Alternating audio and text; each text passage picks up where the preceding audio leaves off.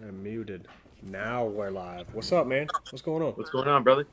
Yeah, we're gonna just jump right into it. This man needs no introduction. Can you hear me? Yeah, I can hear you just fine. Okay, this man needs no introduction, everybody. This is El Coyote. How you say it?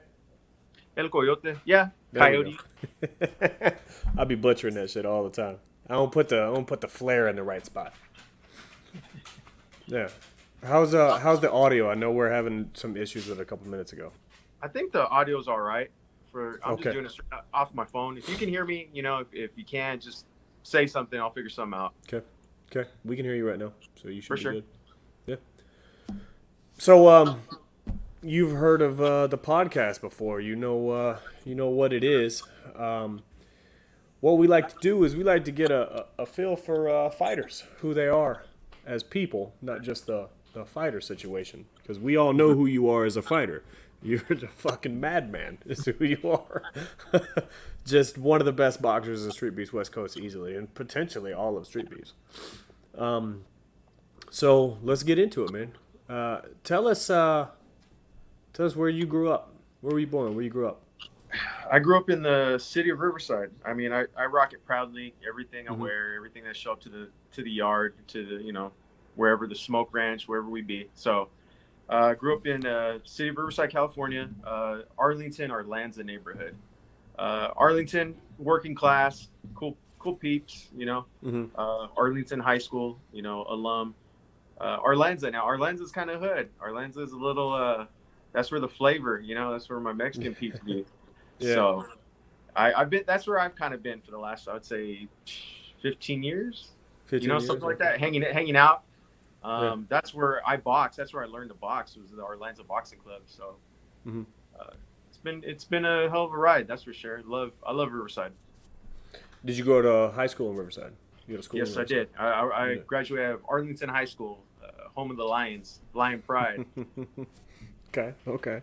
How have you been boxing all these years, or did you start at a later time? I was 22 when I first 22. started. I was 22, Okay. so I was a little older. I had to lie to get in Yeah, of because course. the gym I was at, it's and the pretty much my home gym. Mm-hmm. It's a park and rec. It's it's about teaching kids self defense. It's about giving back to the community, and that's where I learned it's not one of the killer gyms where the pros come out of. It's more like you know something good for the community. And so like I was 22. We used to play a lot of basketball at that park. And Mm-hmm. one day, I walk.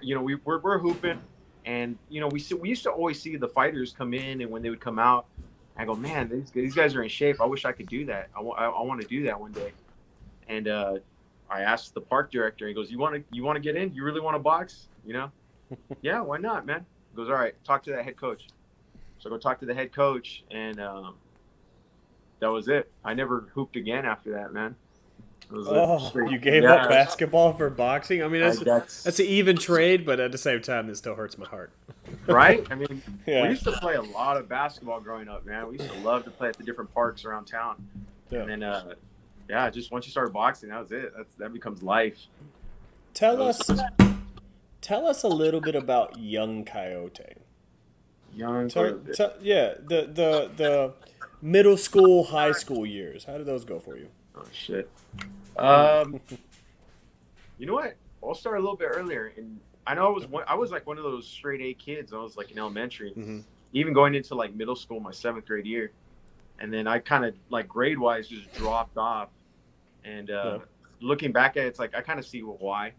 My dad got real sick when I was about 11, 12 years old. Mm-hmm. He ended up getting Lou Gehrig's disease. I don't know if you're familiar with it. Vaguely. Why don't you tell Lou us? I Gehrig's, know I'm sure it's some people have. trying to think what the whole scientific name is. The Mm-hmm. autoimmune, what was it? Auto. Aleolateral sclerosis, something like that, Mm-hmm. man. ALS. Yeah. It's a bitch. It's a bitch, dude. It attacks your nerves. Eventually, it's like the muscles in your body start to what's the word? Like when they degenerate, Atrophy. atrophy. Thank you, Mm-hmm. atrophy. Yeah. And so you're basically trapped inside your own body by the end of it, and And it you're having to just rely on stops working. just stops working. Yeah. Ooh, So that's that Terrifying, was to be my honest with you. teenage years. That was, Yeah. while other people were going to prom, Hmm. I was wiping my dad's ass. That's, to put it frankly, Yeah. that was life. And so I'm the oldest of 4 kids. So it was me, my sister Hmm. Rebecca, and then my brothers, the twins, Jared and Jason. So it was a little different growing up as a teenager. Yeah. You have to come home from school. Guess what? We got to take dad to a hospital, or we got to take him to a doctor's appointment. That's how I learned how to drive. Freaking, I know where all the hospitals are at in Riverside. I know where all these doctors' offices and doctors and stuff. So that's pretty much how I learned how to drive at like 14, 15, taking him to So different offices. how old were you when his body stopped working and you had to really When it step started in when like it that? started getting real bad, I was. You know what? I do remember him dropping me off for school once or Hmm. twice as a freshman. After that, Yeah. it was a wrap, dude. And so by the time I Man. was that summer of sophomore year, it was a Hmm. wrap. That's Yeah, rough. I tried to play football one year. That Yeah. was cool. And you were the oldest of four kids, you said? Yes, sir. The oldest of four How kids.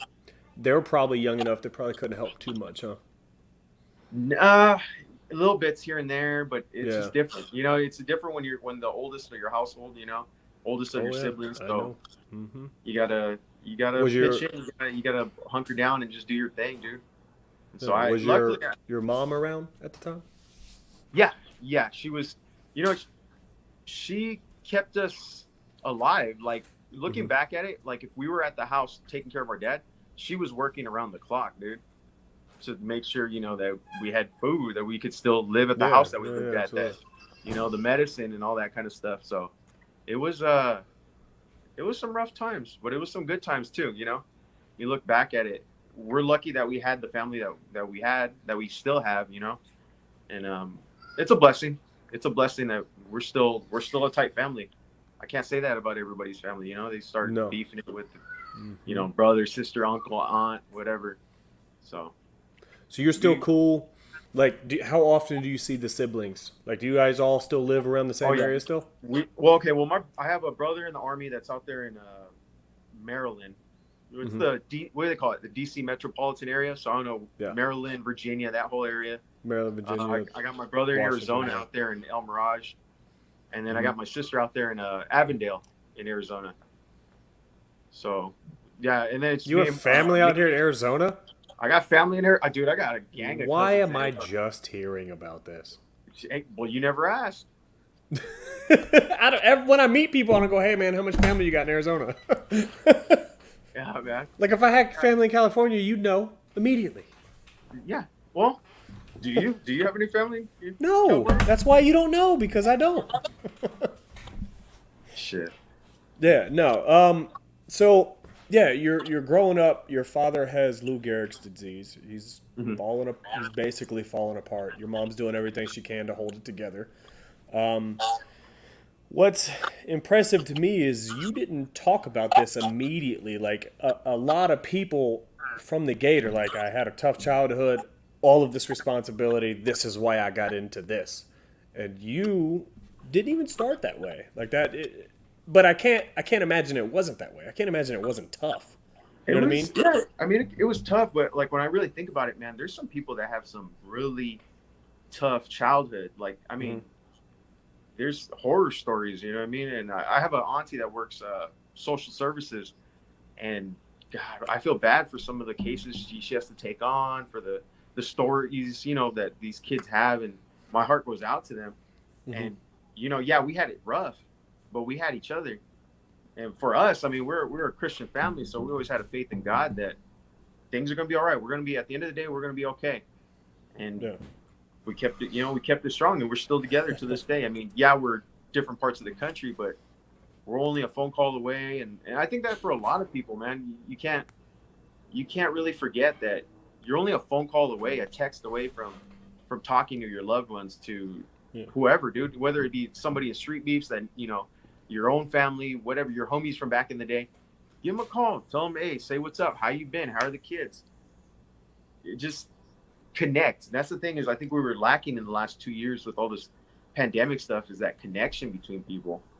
and it's nice. It's nice. I love going out and seeing you guys and interacting with you guys at Street Beefs, and it's like a family reunion every month in a weird way. It really is, and it's more than that. You know what I mean? It's like the emotions and the whole event going on. And I mean, just the fact that there's an event that we all get together, and then you add the fact that it's an extremely emotional event for a lot of people. Like a lot of Yeah, emotions are man. flaring, nerves are going. You know what I mean? And it's a very very cool thing to be a part of. I know other groups of people in their sports and stuff like that have similar events, but I don't think it compares. You know, like you played basketball. You go to a basketball tournament, it doesn't compare to that. It doesn't No, I compare to mean, like the family feeling. fighting is dude. Fighting is weird. Fighting is heart and like you said, emotion, and it's there's so There, much. Like when you really think about it, right? How many rounds did someone spar to get ready for that fight? How many miles did they run? How many laps did they swim? You do yeah, all, you add it all up, yeah, and then it's all for what, 3 2-minute rounds? So it's over. It goes by yeah. in a flash. It In does. It's that very minute when fast. you're Yeah. tired, it feels like you're gonna die. It feels like the longest Mm-hmm. minute ever. But when you think about it, it's like, damn, that just went like that. Yeah. It Done. was a minute. Yeah. Absolutely. Um, yeah. It's a sport like no other. It really is. Um, so you grew up very spiritual. Your entire family sounds like you're all Christians. Yeah. Um, that's a church you go to? I don't really. I know you're a Christian, but I don't know anything really past that. Um, Well, I but I mean, know you talk about it a lot. I've been going to it's a local church in the city of Corona, which is the city right next door to Riverside, Hmm. Crossroads Christian. It's a great church. Pastor Chuck Boer, good guy, good stuff. Yeah, it's a big church. Okay, so where we grew up, right there in Orlando, we grew up at Arlington Apostolic Church. And when I say Hmm. Arlington Apostolic, I'm talking like I don't know. Are you familiar with UPCs, like United Pentecostal? I'm not familiar with any church, man. I Or haven't been to church anything since I was like like that? All right. Well, 16 years old. yeah, if you've ever been to like a UPC service, if you've ever been to some type of I'm trying to think, maybe Assemblies of God or something like that. Okay. We're talking loud. We're talking about people praying loud, singing loud, just rejoicing in the spirit. It is very charismatic, very very alive, you know. So Okay. that's how we grew up, you know. So to Yeah. us, with all respect to our Methodist homies, our Baptist homies, they were very, The they're very, Methodist homies. yeah, I love it. you know what I'm saying? They're real respectful, Yeah. and I know they have their they do it different, and we grew Yeah. up real loud. Let's put it that way. Okay. Yeah. So it was, Yeah, it was, I legitimately I grew up Southern Baptist, and it was just you sit in the pew, it's hellfire and brimstone, you're all going to hell, fuck off, that sort of situation. Like that's all it was. Yeah. well, so Southern Baptists, I would say they're probably cousins to like UPC folks. You know what I mean? So I'm familiar Are they? with a little Okay. bit. Okay. Yeah, They used to get so, down too. A bunch of singing, yeah, and that's screaming, what. and all kinds of shit. Yeah. Yeah, running the aisles, that type of deal. Not a whole lot of running out at the church I went to, but it Oh, yeah. was, it got animated sometimes for sure. Yeah. Either what the Uh heck? oh. Did your phone just die, bro? We good? Yeah. It just changed a little bit, but it's still working. Yeah. I think. Go figure. I can hear you on this thing. Can you hear me? Yeah, I can hear you. Yep. Okay. Yeah. All right. Can I'm Can sure you what hear were us we now? talking about. Yeah, I can hear you. I can hear you just fine. I don't know. Okay. Damn, It must have damn just connected. headphones. Yeah, just when it wants to connect, it connected. Yeah. Yeah. Okay. Yeah, it is what it is. We'll just So- work with it. Yeah. You grew up in a very, spiritual family, a Christian family, a solid home. It sounds like you had a tough home life, but it wasn't anything that you couldn't handle. Yeah. 22 years old, you accidentally find boxing. You jump in Yeah. there. Start there. I'll When tell you. you- All right. Yeah. I'll go. give you. All right. I'll even tell you this. Okay. So Mhm. I was the first time I ever walked into a boxing gym, I was 19 years old, and I went with it was actually one of my buddies from church. He was boxing in the amateurs, and he used to box across town, which is the Lincoln Boxing Club, which is now defunct. But awesome gym, bunch of pros came out of there, and that was my first experience. I boxed there for 1 month. It was a good month. I start learning some stuff, and then of course my dad kicks the bucket, so that was it. For 3 years I was working, keeping track of my brothers, making sure that they're not messing up in high school. It just it was an interesting 3 years. So you fast forward to 20 when I was 22, and that's where I ended up at the Orlando Boxing Club. Yeah. Okay. When was that switch between I want to do this because I want to learn it to I want to do this because I want to put my fists in people's faces competitively? Oh man. Probably 23. That whole first year when I was at the Orlando Boxing Club, you're learning footwork. Like, okay, the head coach has his own method, and it's just he'll put you in front of the mirror, and he shows you how to put your hands, how to walk, how to throw a jab, and he goes, "You're going to practice this for like this month." And he's not even joking. So he's working with everybody else, and he's watching you come in every day, get your little warm up. And then you're in the mirror just doing this over and over and over. Yeah. And then maybe like 2 weeks later, he goes, "All right, I'm going to show you how to throw a right hand. Or I'm going to show you how to move certain this way. You're going to do this for 2 weeks." And you're just doing this day in and day out. The whole time, he's just basically kind of waiting, I think, for me to just say, "I don't need this. I don't want to, it's a lot. Boxing is doing the little things over and over and over until you master them, until you get really good at them. Oh, yeah. And, that whole first year, dude, was pretty much, that was it. It was working in front of the mirror. I get to hit the bags a little bit, but I wasn't hands-on with the boxing coach as much as I would like. But so at 23, he throws me in there. He goes, a year later, he goes, "You want to spar with any of the guys?" "Yeah, I would love to." So, he puts the gloves on, the headgear. He puts me in there. And, dude, I just mop some poor guy up. Just bust him up. And my coach is like, "Well, what the hell?" What he's like, "What the hell?" I go, "Well, just the 1-2 like you showed, coach. What?" And he's like, No, you did right. So he throws me with another guy, and I put it on him too. So by this time I'm getting tired, dude. And he goes, "Okay, well, let me put you with." And he had like his A team, the guys that he would take to the fights for the amateur tournaments and stuff like that. He puts me in with one of those guys, and that guy ends up just beating the shit out of me. Just mopping me up, and he goes, okay.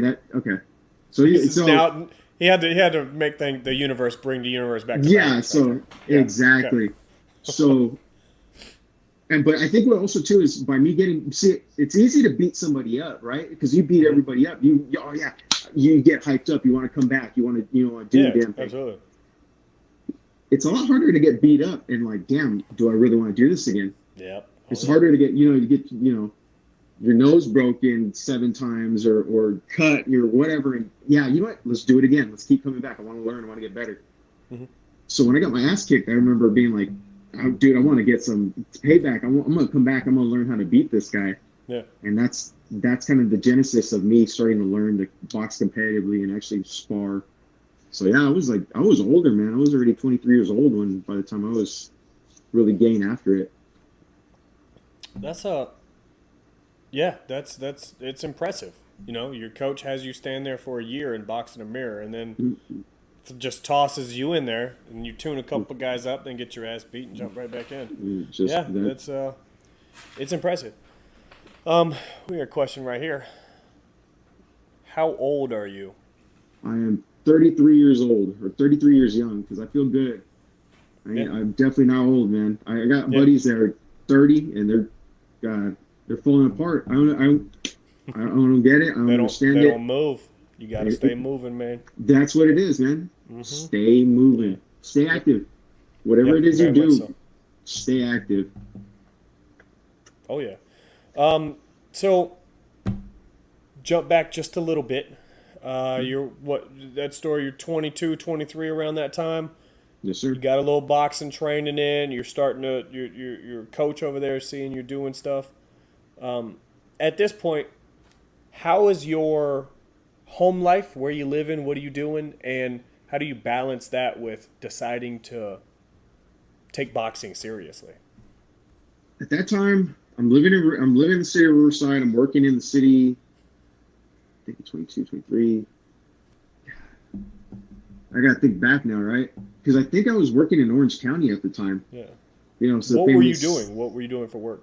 I was doing a little bit of everything. I was already working in the machining industry, but I was pretty much what would you call it, like a gopher, like just, hey, go clean this machine. Hey, we need parts to go. We need to go pick up in the city of LA to go pick up these parts. I need you to go. Hey, you're going to be polishing 1,000 of these, whatever. So just doing whatever the hell they wanted. Hey, go get my lunch. It's over here at this diner. Whatever. I did it all, man. I did when I was working out there in Orange County. That was my introduction to machining. I've heard you say the machine world several times, and that's what I'm working up to right now. That's the question I'm working to is, what do you do for work? Because I've heard you vaguely describe it 1,000 times, but I have no idea exactly what it is. I'm a CNC machinist, so I work with mills and lathes. You break it down real easy. You take a chunk of metal, square, round, whatever, tube. Yeah. You put it into a machine, whatever it's designed for, and it's going to cut it down into something, whatever the design that, it's inputted in the computer, whatever the engineers worked on. I'm the guy that has to actually manually do that and manipulate the machine to make it. So we make car parts, nautical, aerospace, so, jet parts, stuff that goes on satellites, stuff for the Army, the military. Right where the company I work for currently, we do a lot of stuff with SoCal Gas. So, electrical industry, gas industry. There's a lot of shit that gets machined. Yeah, what kind of that does it almost sounds like 3D printing but with metal. Okay, so 3D printing is really different because okay, so it's not even close to that, huh? No, I mean I understand the idea because like you would say, was it the little spout up top, right? It drips the resin or whatever the actual plastic is, and it builds from like the ground up per se. Oh, it doesn't. 3D printing doesn't carve. That's 3D. No. Oh, I thought it carved shit out. CNC machining would actually be the carving. That's the you see the crazy ass. Machinists love to like videotape or video themselves, and then like was it when they speed it up, like in after however many hours, it shows them like cutting, and boom, there it is, whatever the product that they're making, and it's that kind of stuff. That's what I work on. Oh, okay. It could be chunk of metal in there. It's just I'm just cutting metal all day, making chips. Okay, that's dope. Yeah. And you just operate this big ass machine, Big ass machine. It's just you cutting these parts, and I'm assuming you make hundreds of parts a day, or it just depends, man. And depends on what it is. Like it just machine. Yeah, for us, it depends on what it is. In machining in general, you get guys that they get paid for literally the operation to make one part would be like 1 hour. Yeah. So then between the setup time and actually having to cut it up and whatever. You're telling me it's like, wait, you got paid to run 4 parts today? Oh yeah, but each one was an hour and a half to run it, plus cleaning up, whatever. Yeah. Machining's dumb. It could be like 1,000 parts in one day, or it could be like 1 part in one day. It all just depends on what you're cutting. And we always talk about what they call tolerance, and that's like what we brag about. It's like, oh, I keep 1 thou tolerance on me, or I keep 5/10 tolerance. It's like, what the hell is that? So one of your hairs, right? Yeah. One of your hairs is about 300,000ths of an inch, so it'd be 0.003. So if I took that and cut it in the third, so it's 0.001, that's my room for error on certain parts. That's how tight they have to be. So they damn near have to be perfect, right? Yeah, so when it's all perfect. Measured up. But think about it this way. If you're on a jet, do you want to be on a jet that has parts that are fucking perfect within 1 thou? Or it's like, it's good enough. It's close enough. Yeah, no, cool. I totally get it. Not to mention you got, you got a phone and shit like that. I'm sure they cut some of those parts the same way. You know what I mean? Yeah. Like certain things for stuff, and it's got to fit you got a bunch of shit that's got to fit in that side of that thing. So that makes sense to me. Yeah. So everything's the engineering and stuff involved with that kind of stuff. It's a trip, man. It's a trip. I can imagine, because it's got to have some type of special computer that shoots that down there to the machine so it knows what it's cutting and all that shit. Mm-hmm. Yeah, it's fucking And nuts. I'm just saying there reading the code. It's like code. You read the code to make sure where it's going. You know, you have to know that it's going in an inch 100,000th, an inch and 50,000, whatever. You're just watching the drills and making sure that everything stays on top. Mm-hmm. It's like you know how like mechanics can hear like the roar of an engine, and they know like, oh, they something's know off. What's going on with it? Yeah. We're doing that shit all day with our machines, all day, and it's gotta funny have all kinds of hearing protection and shit in there and everything too. It's that would probably be smart. I don't wear other than like the safety goggles. I don't wear fucking gloves. I don't wear the ear protectors. I'm more of a feel thing. You gotta be You gotta be in the moment. Trust me, I love working with my hands, but you ain't trying to end up on one of those fucking on Reddit in a video getting wrapped up in that goddamn lathe. Oh, dude, we spun around and shit. See, that's what we call machinist porn. When you see food like there's the videos of fools losing fingers and yes, I see that shit all the time online, man. Yep, the dudes that just get wrapped up in the machine, and there was a dude like just a spaghetti noodle. Yes, there was a guy a few weeks ago. It was some type of roller, so it had a big roller here and a big roller there, and it flattened things, and it just rolled. And he got sucked into it, and it flattened him. Yeah, just became a noodle. Like, what the just fuck? Fucking noodle. Yeah. Dude, You're no that bones. fucking dude. Yeah, that's nasty. That's messed up, dude. Because we laugh, like we get a kick out of that stuff. That's our thing. That's fucking crazy. That's nuts. Yeah. So, you're easing into the machinist industry at that age. Yeah, at that age, 23 or 24-ish, you're easing into the machinist industry. And then, did you have fights before you joined Street Beefs? I did. I fought a couple times in the amateurs. Mm-hmm. I did compete. I never got to fight in the Golden Gloves. I never got to fight in anything big. But I did fight in a couple Except of Street Beefs, of course. Yeah, of course. Of course. Yeah. So tell us about some of those fights right there. Let's hear about those. How'd those come about? What happened there? Honestly, it's one of the reasons why I love Street Beefs as opposed to the Amis, amateur circuit. I feel like the amateur circuit, there's a lot of what do you call it? Like the hometown favorites. So even though politics, the politics, yes. Mm-hmm. If you come from if you come from a big gym and people know where the big gyms are at here in Southern California, those guys get the wins even when they're close. I mean, if it's close enough, they'll get the win. And it seemed like that's all who I would ever fight. I would fight guys from the biggest gym in Riverside, or I'd fight guys from fucking Wild Card in Hollywood, LA. So it's Pacquiao's gym. So unless you're knocking that kid out, you're not. You know what I mean? You're not getting a decision. So it was, I had a lot of close fights, and they would always end up else. That's the truth, Yeah. But people, it's funny because even looking back at it, people would always be like, "Oh man, that was like the best fight of the night." And you just straight brawling, bro, this and that and that. And I was just like, they didn't see that. They just saw, that guy hit me. I guess his points scored, mine didn't. Yeah. It is what it is. Okay. So how old were you when you did those couple fights? Was that your mid-20s? I would say, about my mid-20s. Mid-20s, okay. When did you first hear about Street Beefs? God, at this point, maybe like 4 or 5 years ago, roughly. I remember, just like I feel like everybody else, you would watch your regular MMA or boxing highlights like on YouTube, but then you watch maybe street, like every now and then I'd like look up like street fights or whatever. Yeah. And then as soon as I started getting a lot of these fights from these dudes fighting in the woods and shit. Like they're having, you know what I mean? They're like, what the heck? Straight in the woods, yeah. Straight in the woods. I'm like, okay, well, let's find out what this is about.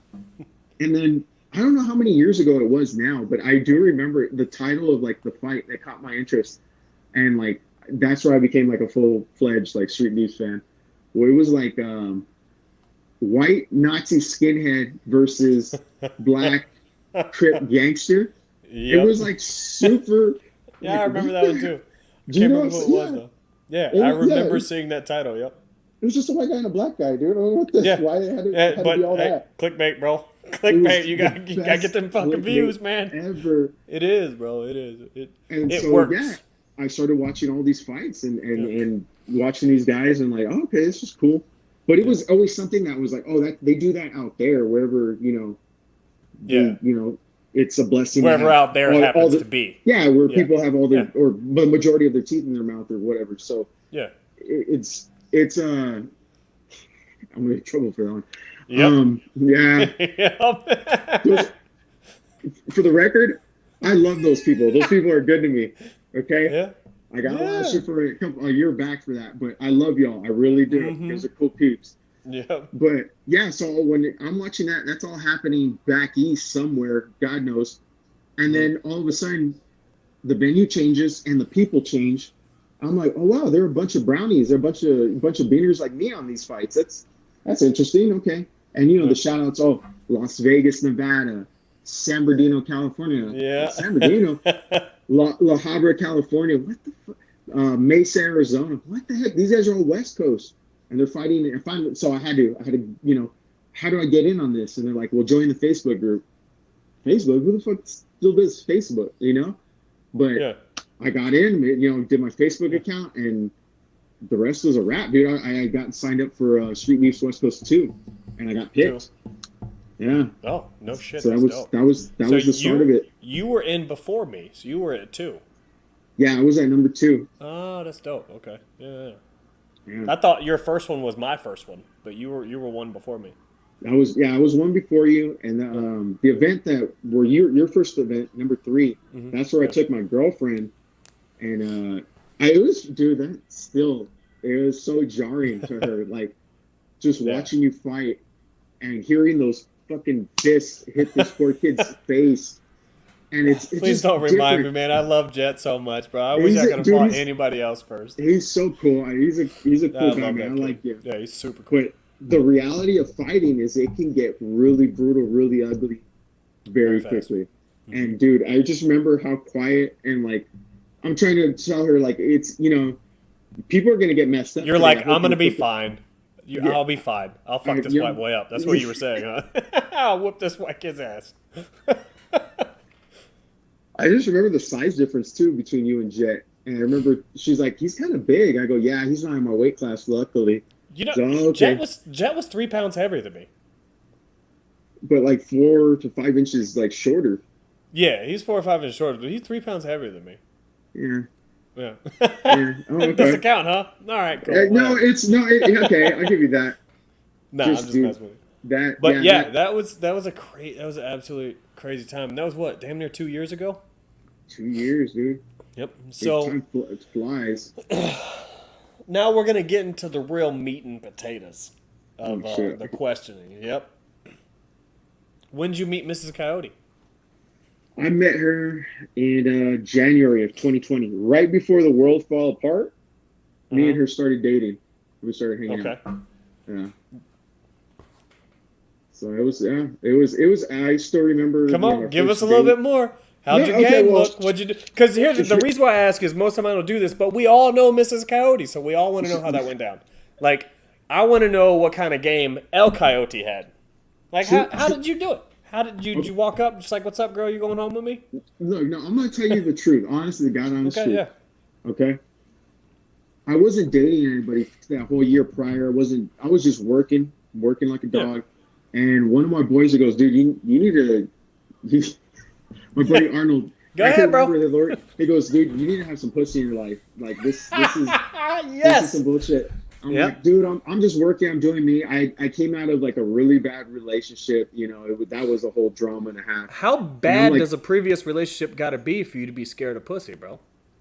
It was tough. That was a tough one, wasn't it? That was a tough one. That was a drama. That was. I might write a book later on. We'll see. Should I change the names here and there? Do it. Yeah. But it was so that whole year I was just working on me, man. And he goes, you know what? I'm gonna sign you up for fucking Tinder. I don't want to fucking be on. What are you talking about? He goes, give me your phone. No, fuck you, dude. You're like, and it's getting better and better. This fool, he goes, what? What's the worst that can happen? I go, I don't know. Like, I end up getting catfished and end up meeting the tranny. You tell me, what is the worst that could possibly happen? Only one of those sound bad. The catfishing.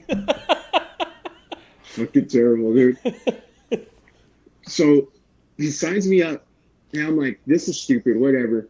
And then probably like a day later, it starts those little pings or whatever, like I guess where people they like you or they want you to notice them. Notifications. Yeah, Yes, sir. Yep, that's the word we're looking for. Yep. You got started getting notifications. Your tender started And blowing up. so Okay. and honest to God, it starts blowing. I'm like, what the fuck? This is to me, it's weird, dude. Then I'm like, okay, people are interested or whatever. My homie, I gotta shout out the homie Arnold because he had it down to a science on like. Yeah. He goes, I guess like you had to put like you make sure that you have like a goofy picture, but then make sure you have like a cool guy picture, and then make sure you have a picture doing something active, like you have And to with be friends, and a picture with friends. Yeah, see, he had it down and like that. Oh like, dude, I yeah, got you, there's a baby. science to it, bro. There's absolutely a science to it. I had no clue. This guy woke me up to that, and it was Yeah. So I hit it off with Miss Selena Contreras, man. I asked her out, like, hey, do you want to get, a drink or something downtown? Because she's from Riverside as well. And we found out we're actually like neighborhoods apart from each other. Like we So convenient. Very convenient. Super convenient, right? The convenience was real. Okay. Yeah. So we met up downtown and we met up for a drink, and our drink led to much more. Dude, we hung out the rest of the night, and it was a great time. And I really liked her. I liked her so much that I invited her to go see the Cyborg fight in Inglewood. It was like the next weekend. So then we freaking balled out. We sat ringside to watch Cyborg win the title for Bellator. So I think she's always kind of known that I've been really into fighting and the whole like MMA, boxing. It's just been a part of my life for forever. And so when she dug it, she was all about it. Okay, so I just want to address this real quick. Diesel called us old because he said it's called matches, not ping notifications, but you get ping notifications from matches. So Diesel need to probably take a nap because he's been driving all night again. Yeah, I think so. Yeah. That French fried, smell gets to your brain after a while. Bro, that motherfucker was tired, bro. Yeah, he tired. was. Yeah, I get a shout out Lil Diesel, man. He drove I don't know how many hours to get from 12. 12 motherfucker. Yeah. I'm not gonna lie, I might have said the hell with it like halfway through this. I'm not gonna. Yeah, I would have been there. I'd be like, hey guys, I'm gonna be sleeping. No, fuck it. So I mean that's fucking awesome, dude. I love that guy. Oh, same. That dude's amazing. So you guys match. You link up. You get to chopping it up, and then how did it become what it is right now? How did you guys end up like together? And when are you gonna ask her to marry you? You know what, man? Honestly, there's no pressure, right? No pressure. No pressure, but it should probably be this year. I'm working on it. Trust me, I'm working on it. I'm putting you right on the spot right now. Weddings aren't cheap, just so you know, bro. No. And with all the damn people that's the thing. We get to know a lot of people, and we want them all to be there the day we get married. So that shit is not going to be cheap. No. I had a pretty big wedding, and then I got divorced. So take the money and run, homie. Just go on vacation or something. Fuck it. Just send those people postcards. They'll be fine. Yeah. So the day we tie the knot, it's gonna be a shit ton of people. So that's gonna be a banger. Yeah, and obviously Street Beast West Coast is invited because we pretty much helped keep you guys on the straight and narrow as far as your relationship goes. Yeah, give you some props. Give props where props are due. Exactly. Like we see Mr. Coyote looking in anywhere except Mrs. Coyote. We set him straight. Yeah. Is she watching right now? She's no, actually she's okay. She's in the other room. She's doing her thing. Okay, good. I don't want to get you in too much trouble. Not yet. Not too early. No. So let's jump back into your Street Beast West Coast boxing career. You are again one of the best boxers that we have. There's no debate about that. I can say that, and I can say that very, very confidently. There's nobody's going to argue with me about it. And that being said, you are on the top right now. Like, you're on the top of the food chain in 2 divisions. What divisions are those? That would be the lightweight and the welterweight division. So Okay. we might add a third later on. We'll see. You know what I'm saying? If I you did get bored and you if I want to get collect bored. another belt. I did. I remember being a smartass. I think I made a post or I said something on somebody's post where I said, "Yeah, I'm going to try to be like hammering Hank Armstrong. Watch." And if you know anything about boxing back in the day, Henry Armstrong held 3 belts back when there was only 8 belts in boxing. Yeah. Like no, there was no IBF, WBC. No, it was 8 weight classes, 8 belts. This motherfucker had 3 of them, all at the same time. Yeah. So Hey, I mean, if anybody can do it, you can do it. Yeah. we'll see. We'll see what happens. Some of these, there's some big boys, man. There are some big boys that can fight. So it's Yeah. so I really don't want to go down too far down to. We'll see. I Yeah, could we'll see. I could picture you at middleweight. I could picture you at middleweight, clashing with the Maniac and Hitman and them. Start hitting the weights, Oh yeah, pounding in and out. Yep, get big and go up that way. So yeah, your first fight, your first event was True Beast West Coast 2. Who'd you fight there? I fought BDW for the first time, and that was just by chance that happened. Originally, when I signed up, okay, this is how much of a dumbass I am. When I got there, I signed up for any fight I could get. So if they would have been like, "Hey, do you want to kickbox?" Sure. Have you ever kickboxed? No, but Nope. I would have been in there. I would have been in MMA had they probably just said go for it. I do remember putting boxing like in big letters, so that would have been my priority or my favorite. And sure enough, they ended up finding me a boxing match. I was originally supposed to fight a kid named what is it? Drama. Yeah. Yes. So I was supposed to fight Drama, and I remember like we both got to like the front of the cage when they were calling us, and I guess so. This is what they said. I don't know if this is true or not, but I guess he took a look at me and he goes, "Nah, I'm not doing this. I'm not fighting this guy." Yeah. And so then they put me on the back burner for a couple more fights or whatever, and then BDW shows up, and they go, "Hey, this kid's got a couple fights. Do you still want to mix it up with him?" Yeah, fuck it. I'll go. Let's do this. A couple fights. Wasn't he like at that point? He was already had like 6 fights or something, didn't he? Like, Yeah, he had he a had lot of fights on. Yeah, he had a little bit more than a couple. He was experienced at that point. Yeah. He was. Yeah, I just had a lot of confidence in myself for if I was going to be with anybody even near my weight class, I go, I'm going to be able to handle myself. I'm going to be okay. Yeah.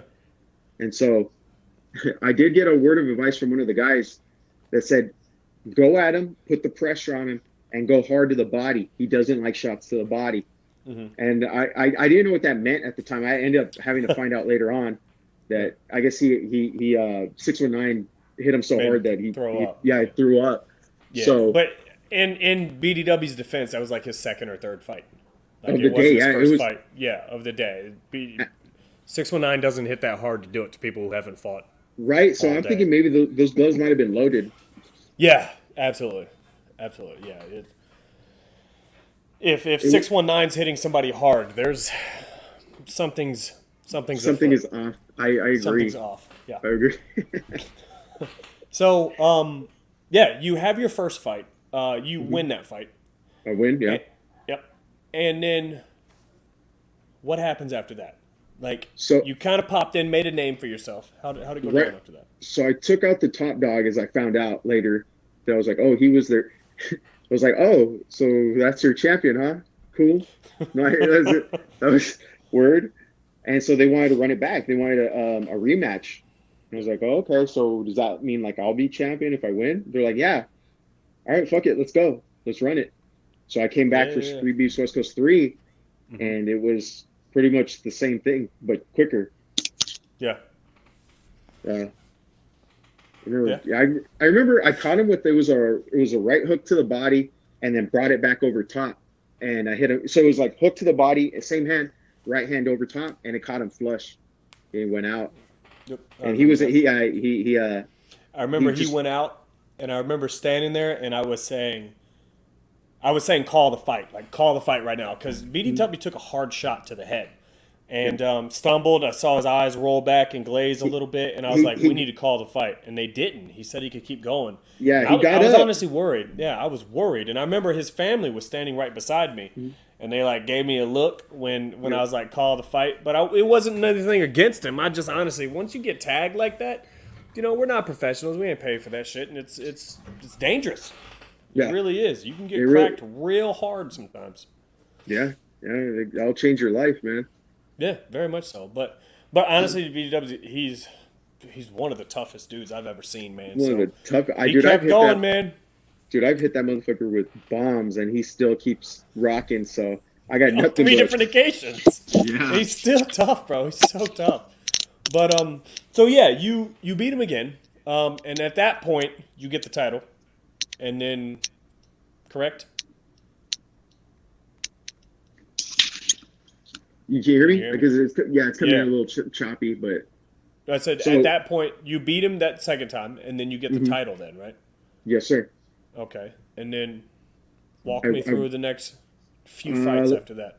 Okay, so by winning those 2 fights, I might have been a little cocky, honestly, because we go Don't to say. Arizona, and we're fighting in Queens Creek, Arizona, Queen Creek, and yeah. we're fighting with no barriers. We're just fighting on some random mats in the homie's backyard. Shout out, Yep. homie Clutch. Clutch. Yep. Fighting with no barriers is an art in itself because it's Mhm. when you have no cage, when you have no ring ropes, it's very different.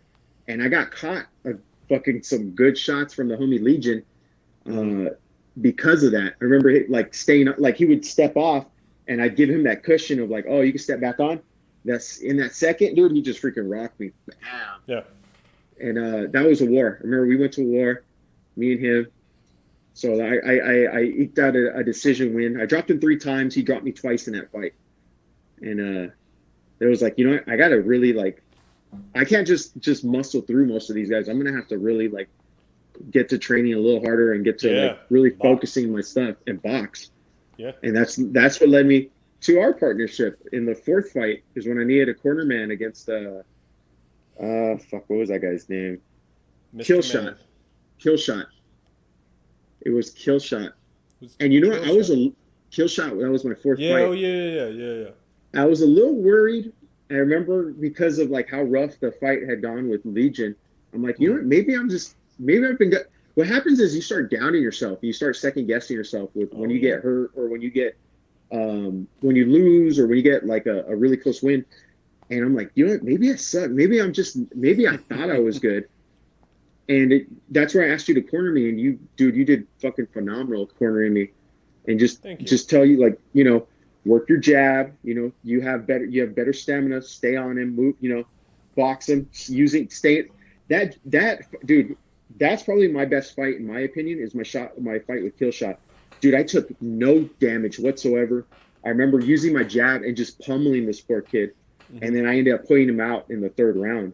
Yeah. And dude, I'm telling you, it was I'm not gonna say flawless victory, but after that fight, me and Selena went to the gym. I shit you not, and we got a full arm workout in, after that event. Yeah. Dude, I was feeling good. You were fucking pumped, huh? Yeah. I was pumped, and it was no damage that fight, dude. Yeah.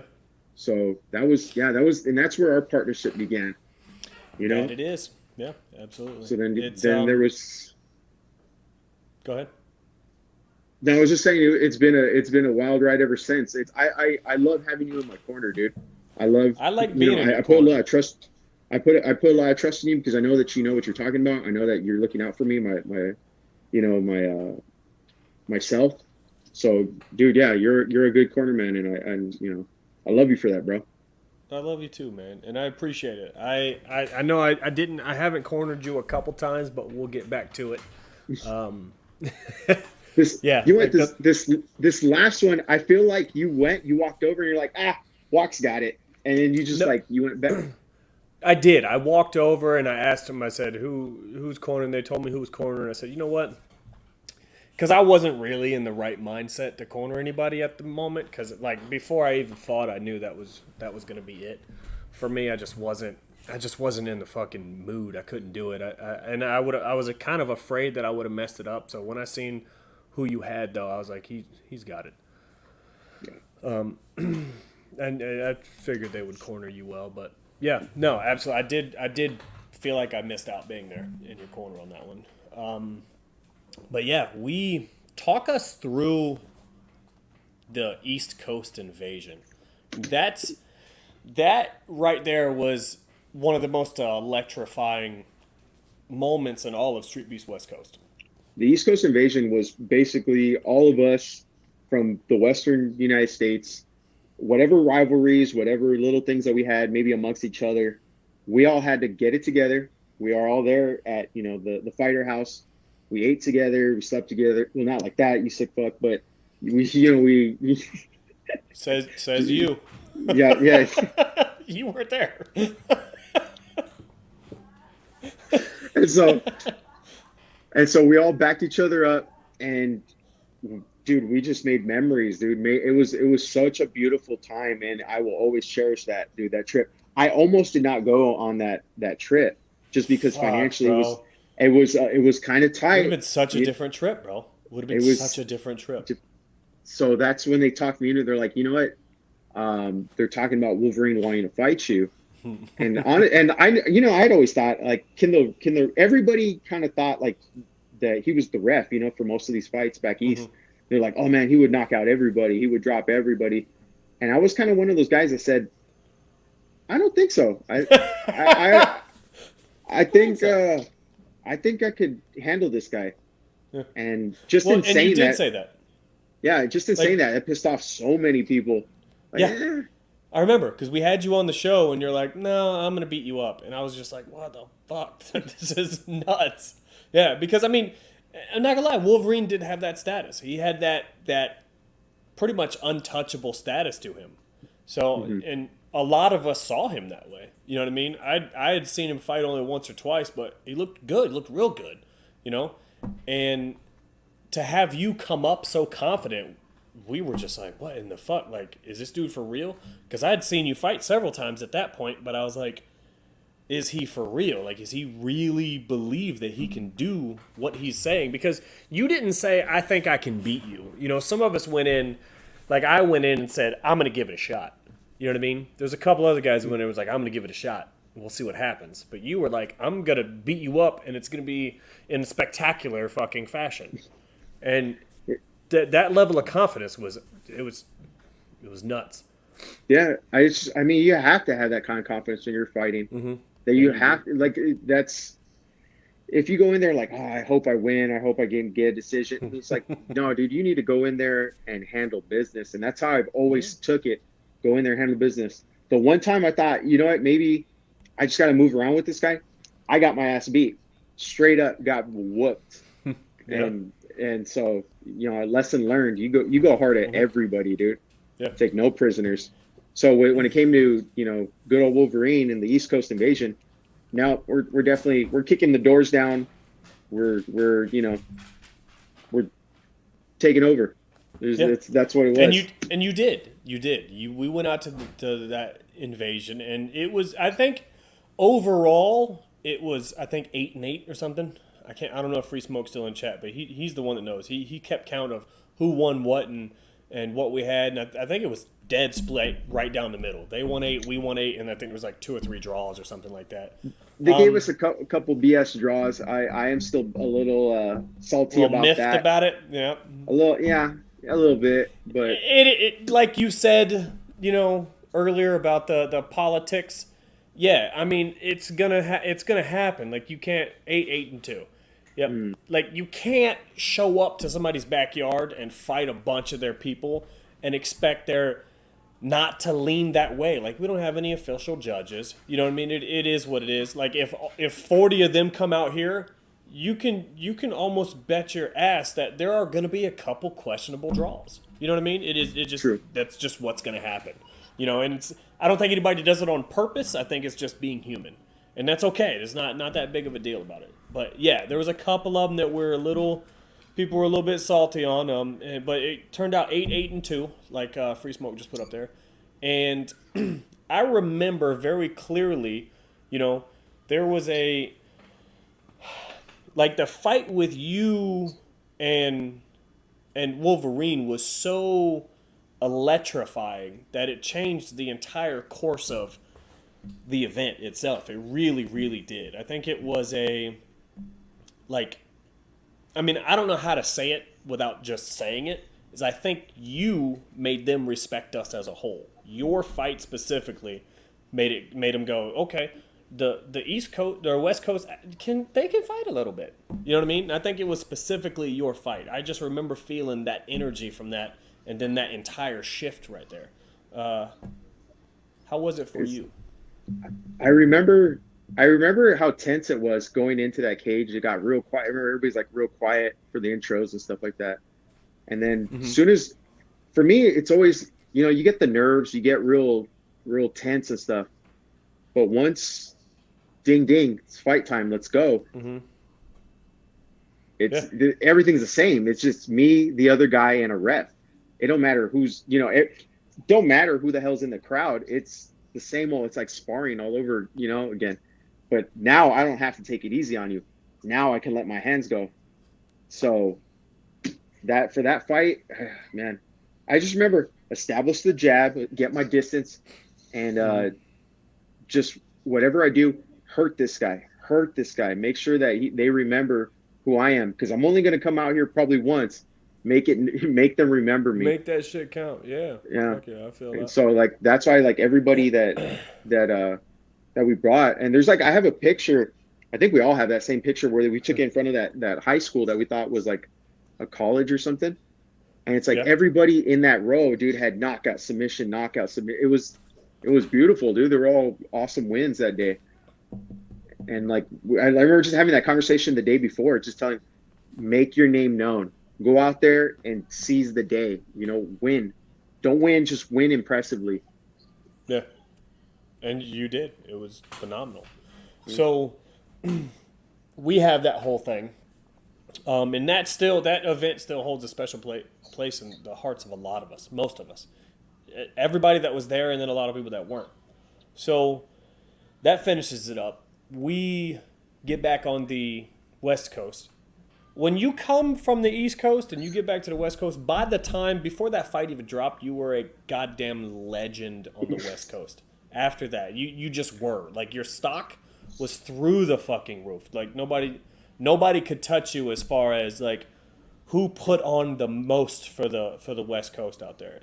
Yeah, they were saying that there was a 20% increase in Nike Cortez sales that month as a result of possibly that fight. Who said that? Nike. The CEO, Phil Knight. I'm just fucking with you. No, that's not true. God damn, bro, you fucking had me right now. I was like, holy shit. I was about to ask, did he text you? Do you know him? No, what the fuck happened? Oh my god, that was nuts. You fucking had me. You had me. That's one thing. Honestly, on like a side note, I love just fucking with people and bullshitting, especially when it comes to stuff. Just I don't know, just to see how keep people on their toes. It's just a thing of mine. I don't know. I feel that. My mom used to call me the boy who crawled or cried wolf. Yeah. But I don't know. I just get a kick out of it. I love that shit, man. Like when somebody is on the other side of that camera, I don't give a fuck what they're saying. I believe it because I want to believe it. I want to believe that Phil Knight texted you and was like, "Bro, hey, shout out, appreciate the uptick in sales. Do you want to wear a different shoe next time you fight?" Like, I love that shit, man. If that's real, fuck. Hey. Look at Prodigy. He bought some Cortezes right after the fight. Shit. Hell yeah. Shout out Prodigy, man. He put on out there too. Hey man, Prodigy's gotten better. I've been keeping track of that, homie. Nasty. You're looking good, bro. Mm-hmm. You're looking good. So whenever you want to come back to mix it up with their guys, I know you're gonna do great. Yeah, I've been a Prodigy fan for a minute. He has the potential to turn pro. I know he's still young enough that he can make that happen. So, more power to you, brother. Yeah. So, you come back, immediate legend status, and you have the title over here at the time, too. You have one title over here at the time. What were the talks? Who came at you for what? And how'd you go setting up your next few fights? Walk me up to this last fight. So, that was coming back... I really wanted that special title that was at the sandbox belt. Yeah. I had four fights, and was it like 4 knockouts all in like the same year? But I wanted to go for 5 to solidify. I wanted that stupid belt, so I'm gonna go get another fight. So I go there without a definite opponent, and then I ended up like one of the last fights of the day was we fought knee fight. And knee fight was a little heavier, and they told me he's debuting. Just move around with him, you just box, just move. All right, cool. Don't taking it a little lightly, and then immediately, boom! I'm fighting for survival, dude. This guy's coming at me hard. This guy's coming to win. He's not, and he reminded me kind of how I was with that first fight. Mm-hmm. He's like, I gotta make my impression. A statement, yeah. Exactly, and he did, dude. He fucking beat me fair and square. He hit me with a good hook that I thought broke my nose, and that would have been like number 8. God damn. I broke my nose about 6 to 7 times in my life. So that's why it's maybe all don't big, just stand there and let motherfuckers punch you, because you just walked into a lot of those. I was cornering you for that one too. I was like, what the fuck are you doing? You just let people hit you. Yeah. I think you get to where you got to prove how tough you are instead of moving out the way. instead of staying smart, moving, using my skills. A lot of times it's like, all right, come on, let's throw, Chingon, let's see what you got. And he threw some bombs that day, and he put me down. He did. He caught you very clean on the jaw a few times. And so that was that's how I ended the year with a loss. That was a bummer. Mm-hmm. I didn't get that performance belt. I was like, fuck. Well, I got to make a splash coming into the new year, and coming into this year, this new guy hit the scene that was just talking all kinds of smack, and it was Jimmy Fit.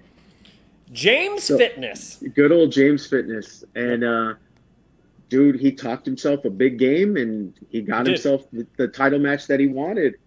Yep. And I wasn't gonna let that. He's a strong guy, he's got a great body on him, he's a lifter.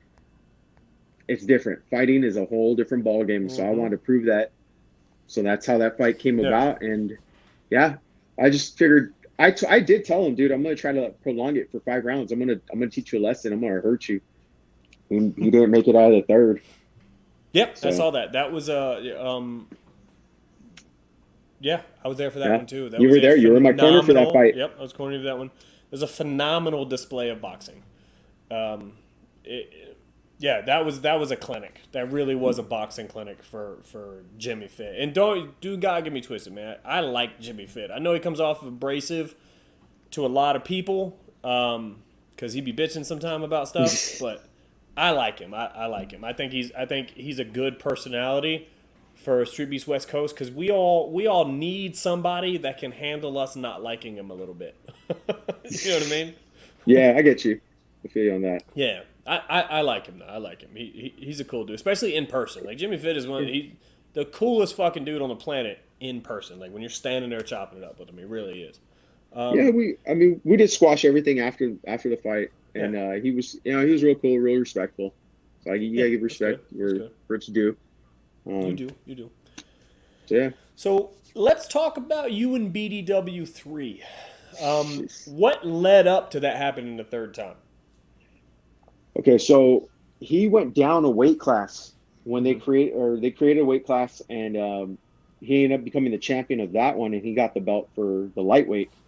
And right now at welterweight, there's not a whole lot of guys, that are like, what would you call it, like championship eligible, because their debut, they're contenders. There's guys that got 1 or 2 fights, and we do it different out here. You got to earn your shot. You don't just get to jump in. That's what was so weird about Jimmy Fit, that he I think he was 1-1 when he got that fight. I will throw the caveat in there that at times, yes, when somebody steps in and their mouth makes a big enough splash, they get that title shot. He definitely made a splash. Yeah, Jimmy Fit is by far not the only one that's happened to. Who else? Golden Arms and 619. Golden Arms, 619, and then I can't fucking Streetbender and Shinigami. That's right. Yeah. Yep. He popped up and was like, "I want to fight the champ," and everybody's like, "What?" And the match manager's like, "Actually, not a bad idea," and it was Sure. dope. So it does happen sometimes. You know what I mean? It does happen. But yeah, Yes. he talked his way into that fight. It was well played. So after that, I mean, I didn't have a whole lot of welterweight contenders. I've been kind of chilling at that weight class, waiting for the guy that's going to show, you know. And so Yeah. they gave me an opportunity. Hey, do you want to fight for the belt at lightweight? You just have to make sure you make weight. Yeah. Okay. And sure enough, I'm like, shit, it's good. It would be BDW that's the title holder. Yeah. Well, let's do it again, you know. And yeah, And this is we the went third fight, freaking third fight. This is the first trilogy in Street Beast West Coast for sure. yeah. And I'm pretty sure the first trilogy in other branches too. I don't know that we've had it in other trilogies. King Madness, if you're still watching, bro, do you know if the East Coast has had a trilogy yet? 'Cause I don't know that they have. There's a lot of rematches, but I don't know that they've had any trilogies. Trilogy, yeah. Yeah. So yeah, So- we went to war. We did our thing, and I did my thing a little better, you know. And it is what it is. He's always come out. He's a game opponent every time. He comes out hard. Every He time. comes out, yeah. So can't take no. I'm not gonna knock him for anything. He's just, dude. He fights very awkward and awkward style, so it makes it very hard to match up with him. There's a lot of punches that like he throws that I wouldn't necessarily teach a kid how to throw that way, but he lands and he lands effectively and hard. He cracks. Yep. He does. Exactly. So it's And his improvement from his first couple fights to now is phenomenal. Which is, I was super when he retired, when he made that retirement post, that blew me away because he is probably the best fighter that he's been in 2 years since I've known the kid. Right now, he had one of the toughest opponents that he could probably ever have in you, and he was game for it for at least 2 solid rounds. You know what I mean? yeah. So yeah, it was very surprising. But so you guys are in there. I'm talking that first round was 100% offense. You guys were just banging each other's brains out. Pause. And so going into the second round, you knowing what it was, what happened, when you're sitting in your corner, what's going through your mind going to the second round, one of the most vicious bangers that you've had yet? Just stick to the game plan. I know I could outlast this guy. I know I have the firepower to put him down. So it's just a matter of finding my distance, finding my range. Once I can find my range on anybody, I can put anybody down. I don't care who it is. So, but because he's so awkward, the way he moves and stuff, it can be a kind of a chore to find that range. Yeah. And I don't know. Maybe it was coming out a little flat, a little slow, trying to counter his jab with my own. And we're just banging, dude. That's the thing is like when I couldn't like box him or to kind of make him react the way I was thinking, I was like, you know what? I can get him to react the way I want if I just fucking go in on him. I can get him to throw certain punches, and I know I can react a little quicker, a little better. And sure enough, it worked again, you know? Just putting the pressure on him. It works. Hey, you'd be surprised. Everybody, dude, pressure, as they say, it builds diamonds. And that's why every time we put the pressure, we've always built a diamond of a fight. Absolutely. I mean, and yeah, a lot of people, I mean, all people eventually, if their pressure is enough, like we all cave eventually if the pressure is enough. Yeah. What's next for you? You have two you're holding two belts. You said there's a potential for a third one. What's next for you? Do you have anybody on your radar right now? Anybody you want to fight? Dude, I've never called out anybody. I still don't call anybody. That's not my thing.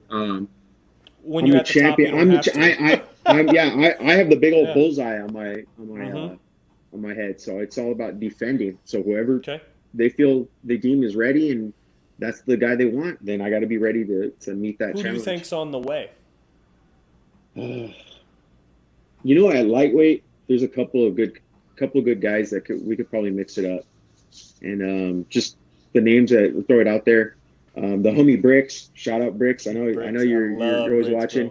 Yep. I love, and he would be a worthy opponent. I know that for sure. Yeah, Um, absolutely.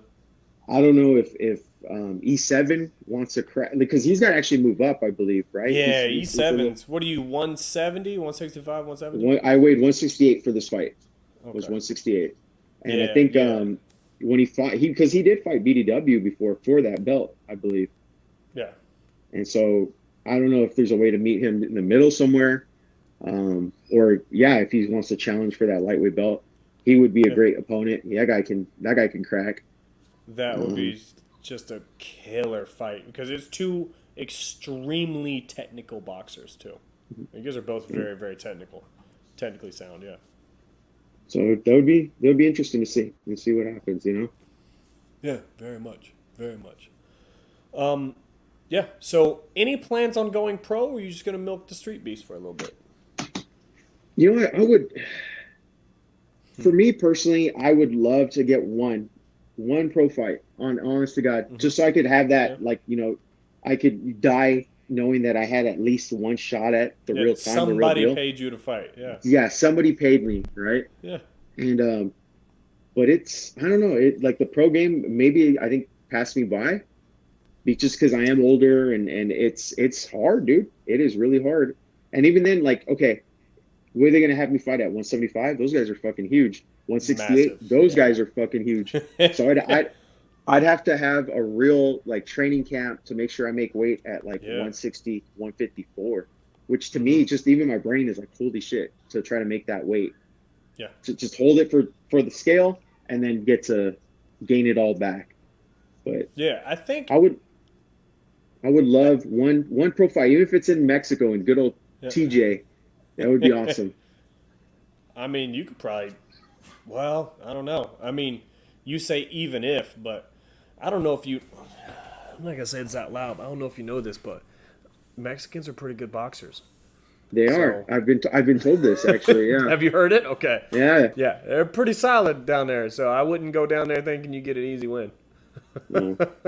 Even pro fighting, yeah. So But yeah, no, that would be really cool to see you on a pro card one day, just once. Yep. just once. But That'd it'd have to be yeah. at the end of your street beast career, Yeah. because I don't think you can come back after that. Yeah. Oh, I'm gone at that point. You're right off into the sunset.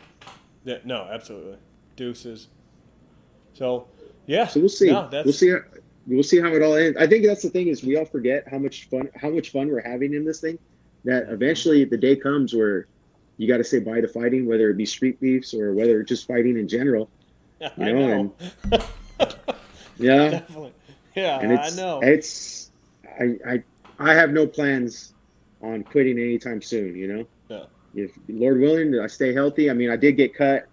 That's healing up, and maybe I'll be back October. Hopefully, if everything heals up. So we'll see. Yeah. Maybe I get one more in for the year. I mean, if your mindset and the drive can stay there, your body can do it for a long time. Especially at this level. At the street beef level, you could fight into your 60s if you really wanted to. You know what I mean? Yeah. If the mind is there. But as far as, I don't know. I mean, the competition here on the West Coast, the street beef West Coast, has gotten better and better and better Better and better. Yeah. Like, Guys are getting good. the guys are getting good. Even guys like Prodigy, guys like KT, they show up Mm-hmm. for a fight, they get knocked around a little bit, and they go, "Oh, this is what this is about." And then they know what to go do, and they come back legitimate boxers. And then they do quite a few more. You know what I mean? Just getting better and better. And, like BDW is a good example too. Yeah. Like, yeah, it's it's. I don't know. I think about that sometimes and go, okay, could we fight into later years? Because I think the average age of a retiring in boxing is late 40s. Like, If you're a got one of heavy- the higher averages. It's if you're a heavyweight. If you're a heavyweight, if you're like a fucking featherweight, dude, you're done by the time you're like 25, 26. It just boxing's cruel, dude. Boxing, people get hurt, and Yeah. 30 to 35 years old is the average retirement age for a professional boxer. Just a quick Google search. But yeah, I mean, and some of us are there, bro. Yeah. Some of us are there. Yeah. Yeah. So, yeah. All right, man. I appreciate having you on. You tell Mrs. Coyote we all said hi, We'll do. and ask her a question for us here soon. Trust me, I'll let you guys know when the time comes. Do it. Yeah. Do it. And can you imagine that after party? We should. Dude, that should be an party's- event. When you guys get married, we should have a full blown event. Yep. And then we should Shark Tank Coyote. All of us just fight him. Oh, dude. A whole guys are- event. Of You us guys are just all gonna fighting die. you. Yeah, dude, you guys are all gonna be eating Probably. punches. Just Probably. Yep. yeah. Yep. All right, my man. You have a great night. I appreciate you being on You the too. show, bro. Thank you. You know, it's always a pleasure, and just everybody, God bless, and y'all have a great night. See you soon. Yes, sir. Good night. All right, guys, that's locked in. Stay tuned. We have a couple other fighters that you know. Some of them you know, some of them you don't. Coming up in the next few weeks here.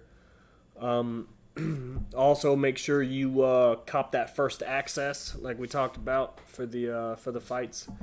And we have the second anniversary shirt still available. So if anybody wants to purchase one of those, I'll ship it to you. You guys have a good night. Later.